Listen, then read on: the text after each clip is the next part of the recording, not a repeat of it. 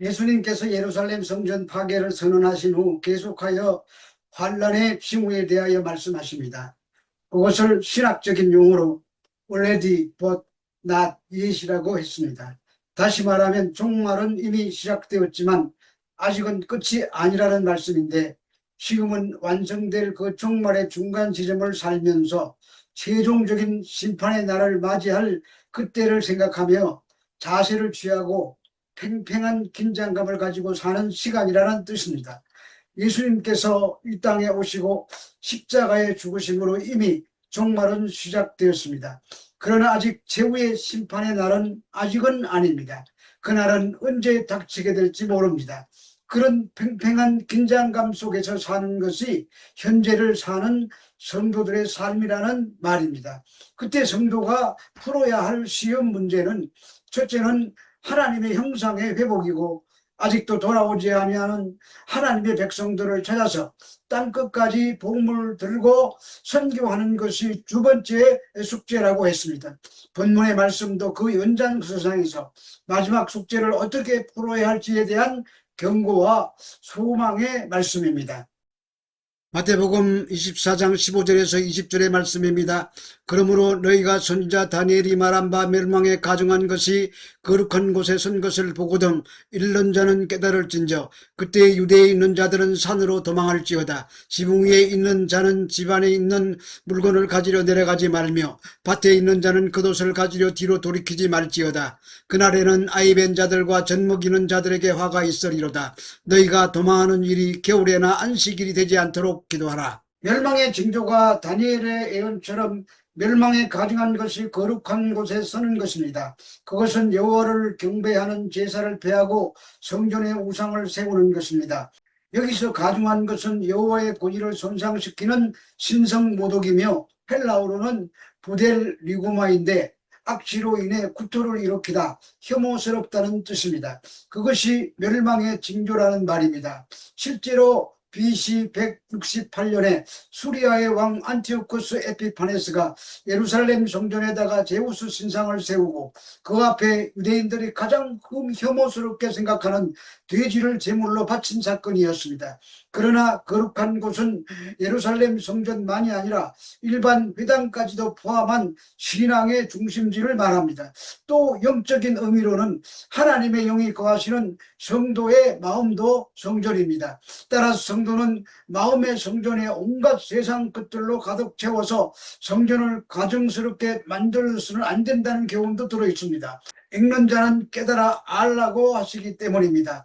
그때 유대에 있는 자들은 산으로 도망하라고 합니다. 산은 하나님의 보호와 도움의 근원지입니다.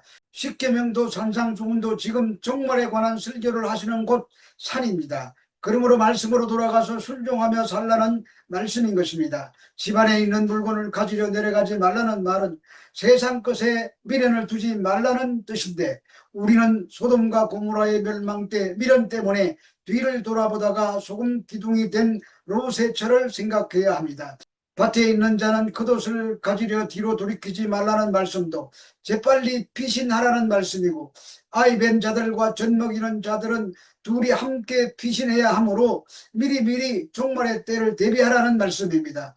겨울에나 안식일이 되지 않도록 하라고 하십니다. 겨울에는 비가 오는 계절이라 땅이 질고 식량도 구하기 어려운 계절이며, 안식일에는 장로들의 유전 때문에 1.8km 이상 이동할 수 없었으므로 그런 날에 종말이 와서는 안 된다는 말입니다. 실제로 BC 168년 안티오코스 에파파네스의 침공이 있던 날도 안식일이어서 유대인들은 1.8km를 벗어나지 못해서 도망가지 못하고 무방비 상태로 아주 무자비한 살육을 당했던 것입니다.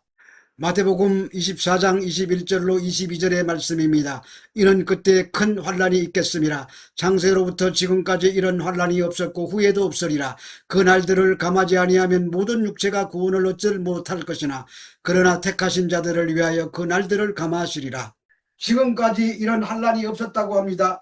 유대 역사학자 요세푸스에 의하면 예루살렘 성년 함작 당시에 6월절 절기를 지키려고 수많은 사람들이 예루살렘 성으로 모여들어 로마의 침략으로 사망자 수가 110만 명 포로가 9만 7천 명이나 되었다고 합니다.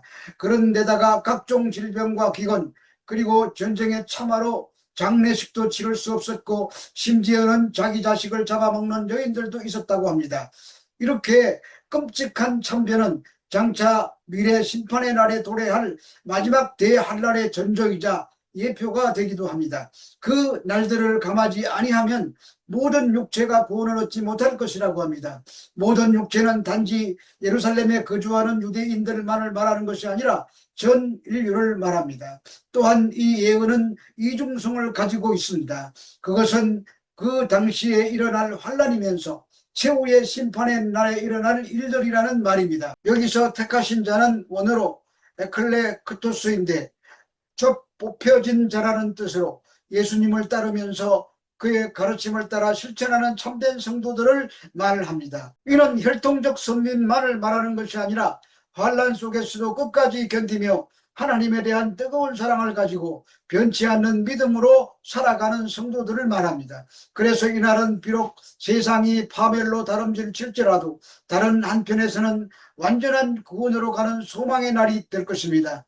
이 말씀은 세상에 임할 환란을 가장 무섭게 묘사하면서도 구원의 완성을 말씀하시는 감격 어린 이중적인 표현이기도 합니다. 따라서 끝까지 인내하고 말씀에 순종하며 사랑을 실천하는 성도들에게는 심판의 날이 오히려 소망의 날이 될 수 있는 것입니다.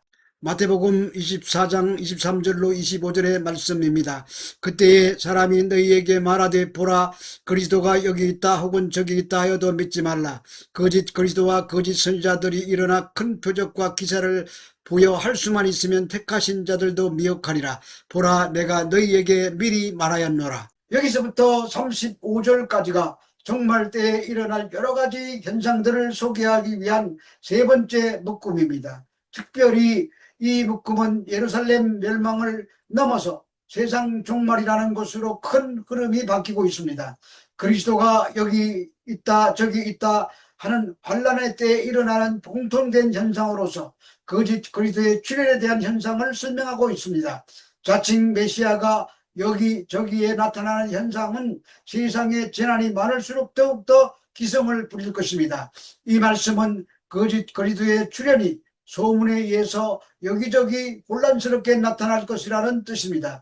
이러한 소문 때문에 많은 사람들이 메시아를 찾아 산으로 계곡으로 모여들 것입니다. 그러나 예수님의 재림으로 모든 것을 밝혀질 것이므로 속지 말라고 권면하십니다. 여기 이런 자들은 선택받은 자들조차 속을 위험성이 있다고 하십니다. 그것은 표적과 기사를 통해 사람을 미혹하기 때문입니다. 표적은 원어로 세메이온인데 하나님의 뜻과 능력을 증명하는 각종 의적을 가리키는데 거짓 그리스도들과 거짓 선지자들도 그런 표적을 통해서 택하신 자들까지도 미혹한다고 합니다. 본문에서 할 수만 있으면은 헬라어로 에이디나톤으로 기회가 주어지기만 한다면 심지어 선택받은 자도 미혹의 대상으로 삼을 수 있다는 말입니다. 그러나 택한 자 곧 예수님의 참 제자들이 말씀과 기도로 단단히 무장하기만 한다면 그들의 공약은 모두 수포로 돌아가기 말 것입니다. 그래서 내가 너희에게 미리 말한다고 하십니다. 이는 심각성을 일깨워주고 그들로 담대하게 할 뿐 아니라 자기 자신에게 있는 초월적 권위를 소개하시려는 말씀입니다. 마태복음 24장 26절로 28절의 말씀입니다. 그러면 사람들이 너희에게 말하되 보라 그리스도가 광야에 있다 하여도 나가지 말고 보라 골방에 있다 하여도 믿지 말라. 번개가 동편에서 나서 서편까지 번쩍임 같이 인자의 임함도 그러하리라. 죽음이 있는 곳에는 독수리들이 모일지니라. 주의 재림이 어떻게 임할 것인지에 대한 정보를 제공하십니다. 번개가 동편에서 나서 서편까지 번쩍임 같이 임하신다고 하십니다.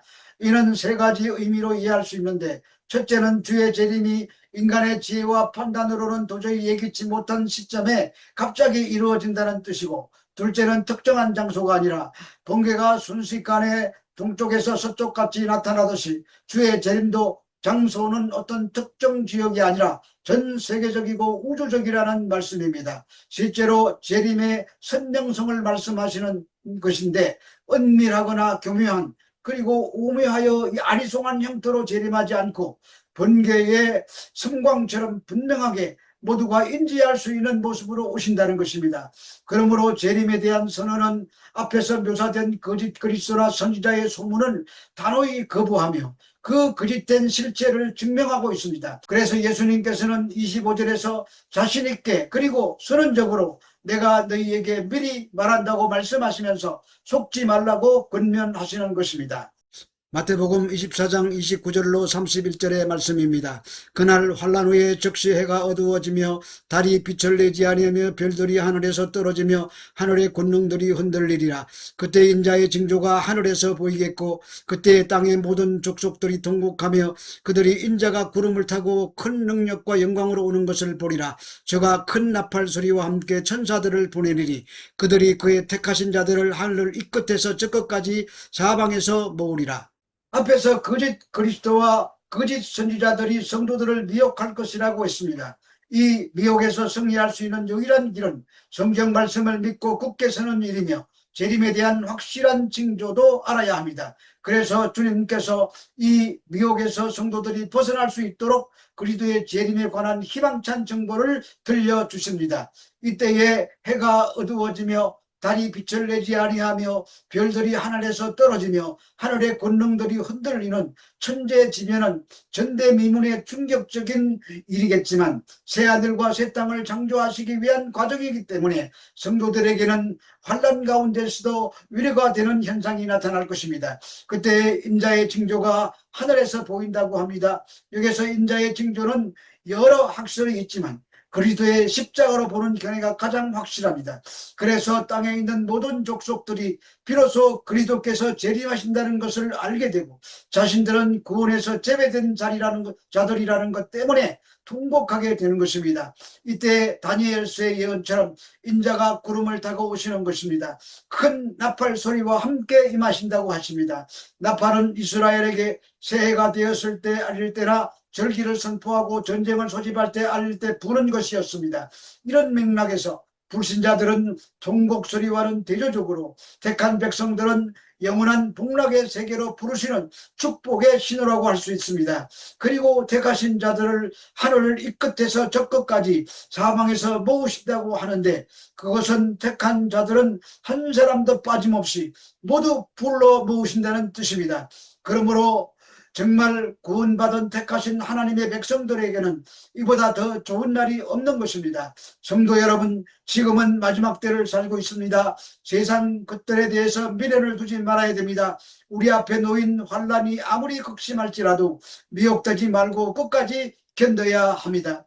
말씀에 굳게 서서 거짓 것들에게 미혹당하지 말고 승리의 영광을 바라보심으로 이 날이 승리의 날이고 우리 눈에서 눈물을 닦는 날이 될 수 있기를 주 예수 그리스도의 이름으로 축원합니다.